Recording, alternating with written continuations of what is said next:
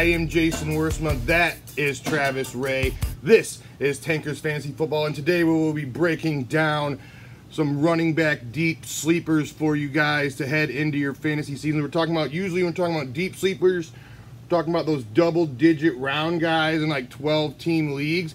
We're going to lead it off to you guys kind of on a fringe. He's going pick 8 in the 9th round. We're going to lead it off with some Dante Foreman.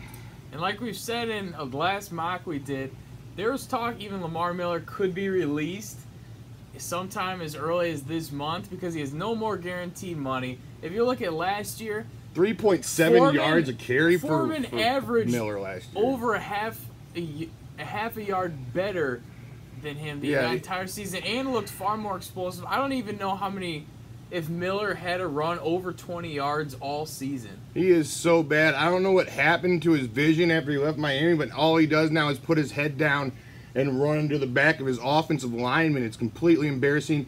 He has lost all open field abilities as soon as he put on that Texans uniform. I mean, he was pretty much living and dying off the volume a couple years ago, but Foreman really started pushing up on touches. If it wasn't for his injury, I think he would have been a starter by the end of the year. Average, 4.2, and then Lamar Miller, 3.7 yards a carry. Foreman right now is going about that 9th, 10th round. I don't expect Miller to be released, but if it does happen, I think he's going to be a serious maybe 5th, 6th round. It's going to be a big jump if he's the only guy in this offense. Oh, yeah. If Miller gets released, Foreman is going to absolutely skyrocket up boards, maybe even to that late 3rd round kind of area where there's the abyss for running backs. You know, when you start running into... Kareem Hunt effect when it happened that Spencer Ware went out. Kareem Hunt, 2nd, 3rd round before he knew anything instantly. About him. Late 2nd round in those 12-team leagues with Kareem Hunt overnight as soon as that Spencer Ware injury happened. Another guy we're going to bust into down in Tampa Bay. He's got the Ronald Jones hanging out, maybe trying to steal a little bit of his love, but Payton Barber is a guy going that last pick in that 12th round. I mean, this is kind of a guy that I think you should target in these later rounds of fantasy drafts. There's no reason why he can't just step in and take over the starting job. They're saying he's going to get, majority of the carries to open the season anyway. He himself said his goal is to get over 1,000 yards. So, I mean, if he's thinking that, I mean, he's at least got the mentality that he is going to be the guy. Obviously, Ronald Jones' situation, he's getting drafted far higher than him in fantasy rounds. He's been in, 5th round?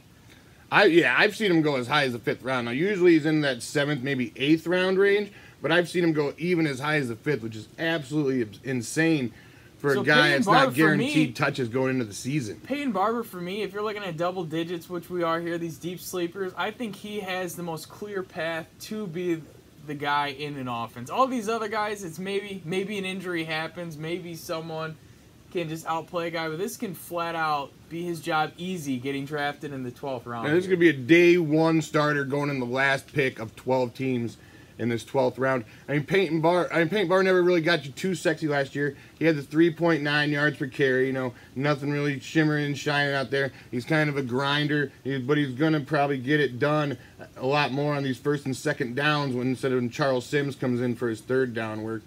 And Charles Sims is this type of guy just kind of got written off at this point. Pretty much. We got going up to Indianapolis from there. The rookie. Talking about a guy who's going undrafted in almost all of these fantasy calculator drafts going through the first 15 rounds. This guy is going undrafted in these drafts. So we got him listed as a beyond 15th round average draft position. He ran a 4.3840. Coach Frank Wright said he's got some good hands. And they're talking about even putting this guy in the slot. So, I mean Indianapolis is absolutely desperate for playmakers. If you look at T.Y. Hilton, that is it in this offense. Andrew Luck is throwing high school footballs now, which is a good sign. Very good sign for the Colts offense. I mean, you got T.Y. Hilton, and you got Jack Doyle, your top 2 playmakers. And if Jack Doyle includes your top 2 playmakers, I don't know. You've got Marlon Mack in front of him, who's unproven in his own right. So it's not like, he can go out there. It's a new coaching staff. Frank Wright don't owe Marlon Mack jack shit.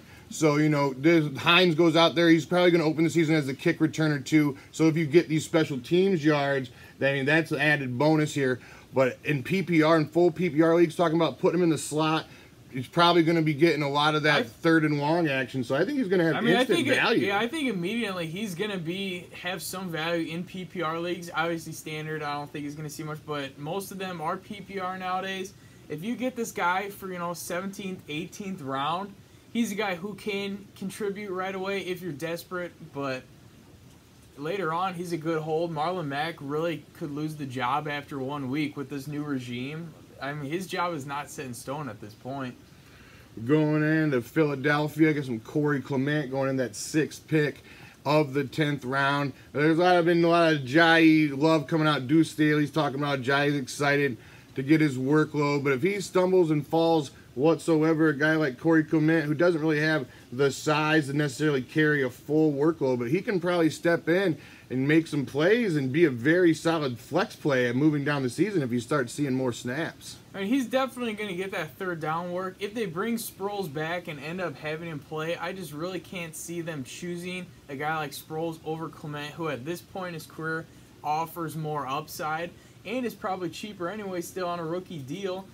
So this guy is definitely going to get you the catches. In this type of offense where it is spread out anyway, Carson Wentz chucking the rock, I feel like he's the back to own in Philadelphia, especially at a much cheaper price. We're talking at a Jai going around that 4th round here.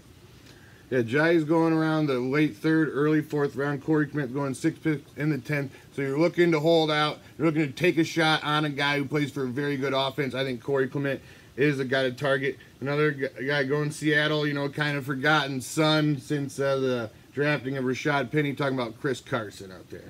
There's talk that Penny, they want to maybe try and get him 3 down back, but Carroll still has said that Carson's looked great in OTAs, looked good in camp so far. This is a guy who, when he did have the job, this was an RB1 in fantasy.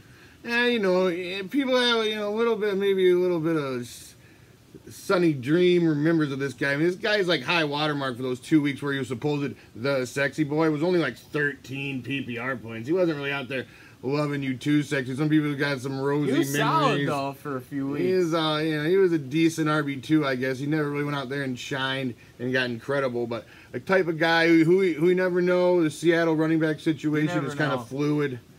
So this guy's going the 11th pick of the 11th round. So, I mean, worthy of taking a shot on in these deeper leagues.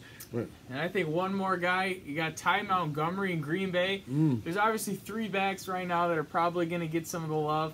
This is a guy who's going about 2 rounds, I'd say 2 to 3 rounds later than the other 2. And Aaron Jones and Jamal Williams, they're kind of hitting, what, about the 8th round? 7th, 8th round, I think, for Jones, and I think Jamal Williams is right around the 8th, 9th round range right now. So this is a guy probably 11th, 12th round. I've seen 14th round even for Ty Montgomery. He had 20 catches the first 3 weeks of the season. For everything coming out of OTAs, it sounds like he's not going anywhere in terms of his workload.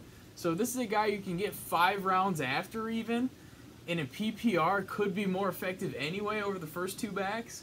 Oh, yeah. I mean, if the Packers are looking to clang and bang, maybe their defense, it hasn't really been that sexy these last few years. I mean, Ty Montgomery has Aaron Rodgers' trust. When Aaron Rodgers was healthy, Ty Montgomery was the sexy boy for the Packers. And like you said, 20 receptions in those first 3 weeks before that injury. And we were looking at a guy who opens the season that has instant flex value. And I've seen him go as latest as the 14th round in 12-team leagues.